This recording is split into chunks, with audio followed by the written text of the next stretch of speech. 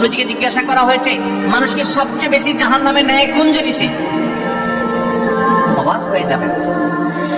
নামাজ না পড়ায় সবচেয়ে বেশি জাহান্নামে নেয় না, রোজা না রাখায় সবচেয়ে বেশি জাহান্নামে নেয় না, ওয়াজ মাহফিলে না আসায় সবচেয়ে বেশি জাহান্নামে নেয় না, দান সাদাকা না করায় সবচেয়ে বেশি জাহান্নামে নেয় না, কোরআন তেলাওয়াত না করায় সবচেয়ে বেশি জাহান্নামে নেয় না। তাহলে কিসের সবচেয়ে বেশি জাহান্নামে নেয় মানুষকে? সুইলা রাসূলুল্লাহ সাল্লাল্লাহু আলাইহি ওয়াসাল্লাম আন আকসারি মা ইউদখিলুন নাস আন-নার, মানুষকে সবচেয়ে বেশি জাহান্নামে নেয় কোন জিনিসে জিজ্ঞাসা করা হয়েছে।